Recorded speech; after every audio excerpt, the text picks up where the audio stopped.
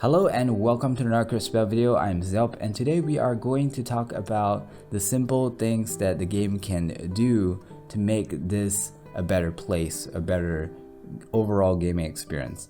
And the reason why I'm doing this is really just because I enjoy the game, I like it a lot, and I want to see it improve and I want to see it succeed. Also, I want to point out that this is a part 2, so there is a part 1. If you haven't seen it, just go ahead and check it out. It's yesterday's video and it's also going to be linked down at the description. I'm kind of losing my voice here, so hopefully I'll make it through with no problem. Now, the main objective here is of course not to point out the flaws of the game. The main objective is really just to share ideas in which they can find ways to improve and make everyone happy. I know there is a saying that you can't please everyone, but I felt like some of these changes can actually indeed please everyone that is playing, and I feel like they are changes that's worth considering. Okay, so in this particular video, we are probably going to look at a lot of things which will be affecting mostly long-term players, and not so much as for new incoming player. So let's start by talking about hero chaser reward, or how often you see them. So in case you guys do not know, when you play this game, you get rewards from these hero chasers that you track. And even if you do not track a hero chaser, they may randomly pop out on different missions and you can get those sort of like relationship points from that as well, and then if you get her enough you can get rewards. But there will be a point where you would have collected all those rewards and there's just no significant reason that you would want to meet these chasers anymore. And this is where things start to get a little bit annoying and a little bit repetitive, because even when they are all collected, even though you're done with all the chasers and you are not tracking any of the chasers, when you do any missions, there is a probability where you will meet one and you have to go through a dialogue with them. And I felt like this is something that should be as in there should be sort of like a settings where you can choose not to meet any new chaser or any chaser at all. The reason why is because over a long term you'll be meeting them so much, and then you'll be just like tired of the dialogues. You'll be just skipping through as fast as you can, and after you skip through right after the mission and you come back to the lobby, they will show you how many points you gain, which technically you did not gain because you already maxed them out, and then you have to click through that as well, and it's just a lot of clicking for no benefit to you whatsoever. So I felt like they should have an option for us to skip through this. Now this is not my own idea, this is actually something that I talked with someone who is a little bit more experienced, and they suggested this where they should sort of like be able to disable it or not meet them at all. And I felt like this is a good point because I can foresee it being really annoying in long term. Now with that said, there is also an issue when claiming the rewards. So after talking to those hero chasers and you come back to a lobby, there are two sort of like pages where you can click through. One of which you have to click through, now I'm talking for PC here, but one of which you have to click through with your mouse left button, and then there is another part where you can actually kind of scroll through all the rewards with the E button in my case. So for the one that you scroll through with the keyboard is actually I don't see any problem with that because you can actually do that really quickly. But then the one with the mouse button, very often you'll actually, if you click too fast, you'll actually click the background instead, and then you get some kind of a glitch where your mouse start appearing on the interface, and then you might find yourself unable to click through, or even if you finally manage to click through, the mouse will be hovering around your screen.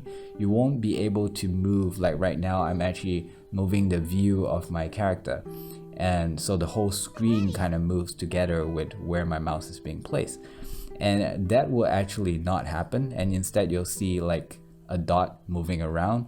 So in order to fix that, you have to press escape and then unescape, or you can also open up your menu, the place where you can change your equipment and things like that, and then close it again, and it will solve the problem. But occasionally after you do that, there comes a different kind of problem where your look sensitivity suddenly drop by a lot. So instead of like making one movement across my mouse pad to look, let's say 90 degree, I have to do that a few times just to look over to the other side. And usually it doesn't stay long. If you go into a mission and then you come back out, it's fixed, but still it's kind of annoying. And I felt like this is more of a bug situation, but still all this thing could be avoided if, now this is another point that I want to point out, is that if we have a way, sort of like a master skip button, if you would like to call it that. So instead of having to left click through all the rewards and things that they give you, and then finally have to right click in order to close it, I feel like it would be really good or convenient if we could have the option to straight away use the right click from the beginning in order to skip through the entire thing. And I think with that, this issue will not occur because we won't be spamming our left mouse button. And considering that we are spamming, it means that we're probably not really interested in seeing each of the rewards anyways. So yeah, having a sort of like a master skip button in the system, I think that would be really cool. Okay, so next thing that I want to talk about is the idea of not being able to play certain modes in the game with the same loadout. So what I'm trying to say here is that in certain situation, let's just say PvP and PvE. When you enter PvP, you have a certain loadout, you have a certain stat build. Maybe you find that health is not really important here because you could, dodge, or you want to do a lot of damage in PvP instead. So your method of playing, the skills that you use, and the stats of your equipment, everything could vary from when you are going in for a PvE mode. And I felt like we need to have an easy way to change between them. So there is a few methods that come into mind. One is the game provides us with a separate loadout, or just like basically like a page where you can click, oh, I want to use this loadout, or I want to use that loadout. And then if you want to have even more loadouts, maybe you have to spend real money for expansions to have different loadouts. And I feel like that would be kind of cool. Not only will they make money if there are people who are interested in having many different type of loadouts, it's also very convenient for the player to change how they look immediately, or how they are built immediately for certain situations, instead of coming out and then think about what they need and then change it one by one. And then in case, because sometimes you might forget something and then you are like no longer perfect for that build. So having loadouts preset so that you can go in just with a click of a button, I felt like that would be really cool. There is the issue in terms of stats changing.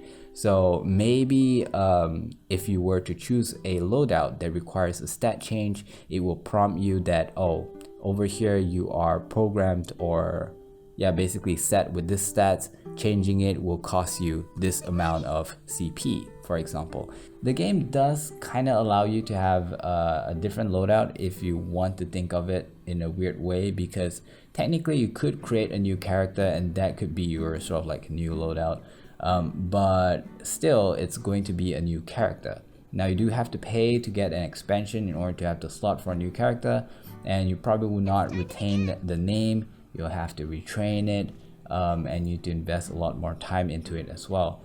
What I'm suggesting is for the same character to have the ability to choose between preset loadout, and you get one free. So if you want any subsequent extra loadout, you just pay for it, and instead of recreating a new character. So the next thing I want to point out is the emote, or some people call it comms. It's basically the thing that you can sort of like notify your teammate instantly in the game, because currently we don't have in-game chat. So you need to have ways to talk to them. Like for example, you can ask them to run by using an emote. You can ask them to attack using an emote. But what I'm trying to say here is that we need more emotes. Because there are a lot of times, now this is one emote that I wish they have, is I want to be able to say stop, like, oh, stop whatever you're doing, or don't go there, or something like that. Because as a content creator, sometimes we have to work with different people, and there are things that I wish that I could convey, considering that we don't have in-game chat. And I feel like the stop emote is something that is very interesting and could be implemented. Another thing that they could add for a comm is probably the I'm okay sign. Now, I feel like the thumbs up is just not a very good representative. For example, let's say you're being comboed by someone and you put a thumbs up. It can actually feel like a sarcastic feeling, saying that, oh, you're not helping me, kind of thing. When I'm actually trying to convey that it's okay, focus on your fight, I am still okay, you don't have to worry about me, because maybe my rage bar is going to complete, or I know I can get out of the situation, or I know that this little combo is not going to kill me and I'm be able to overcome it later. So I feel like I'm okay sign is also something that is very useful to have. No, who are you? So next thing that I want to talk about is really your fashion clashing with each other, and I feel like everyone kind of have this in mind. I feel like even the developers kind of know about it. It's just that can they or can they not fix it, or can they or can they not do something about it. So the idea here is that certain accessories just doesn't work well with certain clothing or just with other accessories. For example, if I were to put on okay, let's remove the cape. Let's say if I were to put on this belt, you notice that the bow, the middle part of the bow, is actually embedded in my back. So there is sort of like a problem here, and the reason why I'm not using this bow, otherwise I would actually kind of like to have this bow on, but one of the reasons why I'm not using this bow is because it looks bad, because it's clashing with my clothing. Actually, I'm not too sure if I remove my clothing. Oh, there you go. So yeah, it's clashing with my jeans fighter top piece, sadly. And that's not the only thing. Another one that I kind of want to use but then decide not to is because of my hair going through the top, the accessory here, and it just looks kind of weird at certain angles, and so I did not use it. So what I'm trying to point out here is that maybe at least I know some game does this, is that when a certain accessory is being put on, things around that accessory gets removed. So yeah, so maybe they can play around with it or find a way to not let them stack in such a way where two things can be present in the same place, or maybe have one thing have certain like priority over the other thing. I'm not too sure how this is going to play out, because I'm not really that good at imagining how they're going to program this, but I'm just pointing it out. If they can fix this, I feel like the options or the things that you can play with will increase, because like I said, currently I'm not using the bow, I'm not using this accessory, even though I have it, not because I don't like it, it's really because it clashes with other accessories or other looks. So this is also just something to point out. Hopefully it will be something that is workable in the future. Now finally, the last thing that I want to talk about is really about CP usage. So after you play this game for a really long time, you'll find yourself having a lot of CP, which is kind of like an in-game currency, and you don't really know what to use it on. There is this sort of like loot box thingy where you can have a randomness,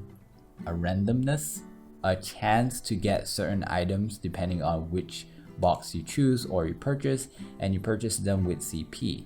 The problem is I consider myself as one of like the most unlucky person, and if I were to invest my CP on this, I'll probably get like a gazillion gloves. So I feel like I don't want to take part in this form of getting what you want through chance. I feel like if it's possible, I would rather pay like 3 times or 5 times the amount of one box to get something specific in that box. Does that make sense? So instead of paying 18k to get a random chance of getting something that you might want, I would rather pay 5 times that amount to get the thing that I want. And yeah, or maybe even just to narrow it down, like, you know, choose certain categories like tops only, and you get to roll tops only because I'm so tired of getting gloves basically. So that's pretty much it for this video. Let me know what you guys think down in the comments, if what I say makes sense to you.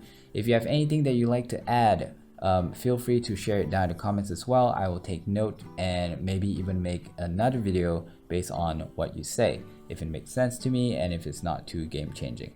Now, these are so far small little tweaks that I would recommend.